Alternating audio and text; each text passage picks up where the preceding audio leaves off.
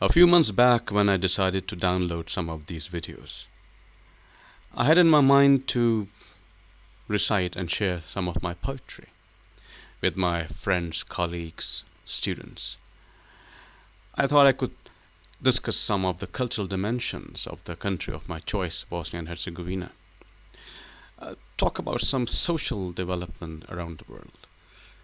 I didn't want to get into politics. Politics is my subject of interest, but not my expertise.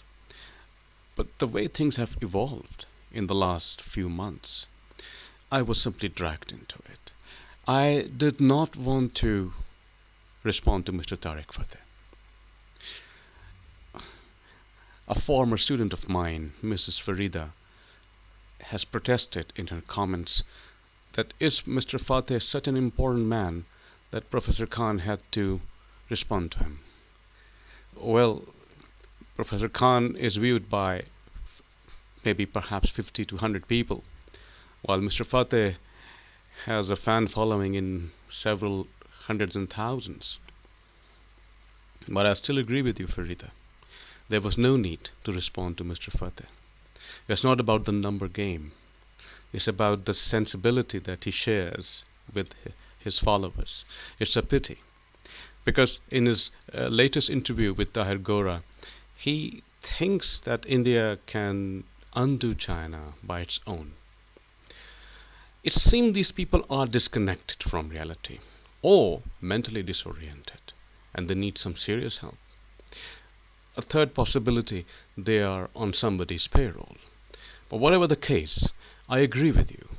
It is the last time I'm talking about Tariq Fateh, and I'm very glad to hear that in the subcontinent, majority thinks of him as a very non-serious, unacademic scholar. He is a person who mocks scholarship.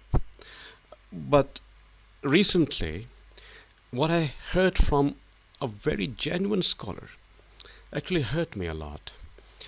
Forget about Tariq Fateh and Gora for good. We will never talk about these guys again. It's not worth. I agree with Farida.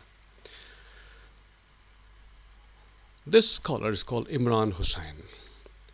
He has hundreds of videos. Thousands follow him. And I myself have great deal of respect for his scholarship, his learning. But this latest video which Mr. Hussain has released after this event in Istanbul, where a museum has been transformed into a mosque again, that has shocked me a lot. I don't want to share any opinions at this stage about this attempt by the Turkish state. Like any man of sensibility, like any person who loves literature, who holds human values supreme, I of course disapprove of any temple turn into a mosque or a mosque turn into a museum. But we have to look into these issues with a great deal of insight into the cultural development of European continent. Some other time we'll talk about Hagia Sophia and in what way a very good opportunity has been missed by one of the most charismatic leaders in Islamic world. If I had a choice, I would give half of this ancient temple, church, back to its original worshippers. And half of it I would keep as part of my faith, that once declared a mosque, it should stay as a mosque. But this great opportunity to create this bridge between falling apart European continent with this strange extremism in the name of nationalism, in the name of ideologies, strange ideologies, has been lost. This could have been half temple, I mean church, and half mosque. And we could simply promise the international community that its sanctity as a museum would also continue. Sanctity is a fascinating word for those who believe that museum is more secular temple than temple of worshipping of a Christian, a Muslim, a Jew. But that is a political talk. I don't want to get into it. What I was shocked to hear from Mr. Imran Hussain, that he gave a reference to genocide of Armenians at the hands of Turks. It's possible because records have been seriously changed, deformed, information has reached the world abroad. And it's possible that apart from eyewitness accounts, a very little information is available to balanced and neutral communities outside Turkey and Armenia. But definitely, an entire nation was targeted. To what level? History has to decide. While discussing this Armenian genocide, or what he calls Armenian genocide, accidentally, perhaps, Mr. Imran Hussain mentioned Bosnia-Herzegovina and the genocide of 1991. He claimed that this genocide of Bosnian, particular kind of Bosnians, whom we may call Bosniak, or Bosnian Muslims, this kind of genocide was committed by NATO. This is amazing how he came up with this idea. I would love to learn from him. He has never visited Bosnia-Herzegovina, it seems. He had been to Serbia, which is of course a brotherly nation to us. But how could he say that NATO committed a genocide? I live here for 2 decades. I know families personally wiped out. And it's possible that you can find these accounts on both sides. But it doesn't mean that NATO was committing these heinous crimes and locals who were involved in it, not once in history, but time and time again. It is a very common saying in Bosnia-Herzegovina that every 20 to 30 years, this country goes through a genocide.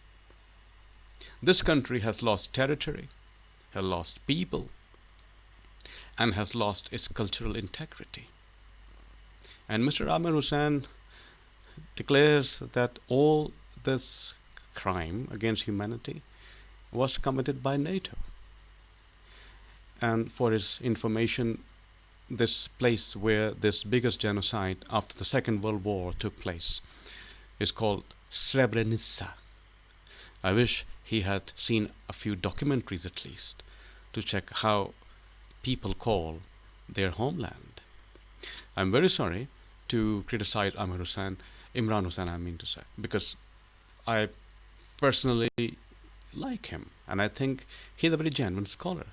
But this kind of misunderstanding, I can give him a benefit of doubt. This kind of disinformation, I can be a little harsh on him. Does not become him. And I hope that he will correct these errors in his future talks to his followers. Now, the real issue. I wish to talk about Bosnia-Herzegovina more. I want to talk about this country, which I see in a way fading out. I fear that if steps and measures are not taken by the local people themselves, you don't need aid for these things. You just need awareness, integrity, self-discipline, some kind of honor. And it's possible that people who are on the verge of absolute annihilation somehow recover. Nationhood is a very strange idea. And I believe many, many people on planet Earth lack this very word as a realization. They have no idea what's the meaning of it. They have no idea how to realize it. Pakistan is also one of those nations where we have divisions in every street. India is one of those nations. England is one of those nations. And this is strange that when we walk around, when we meet people, we figure out that this world is not as solid a map as we see on internet or on that globe from a bookshop.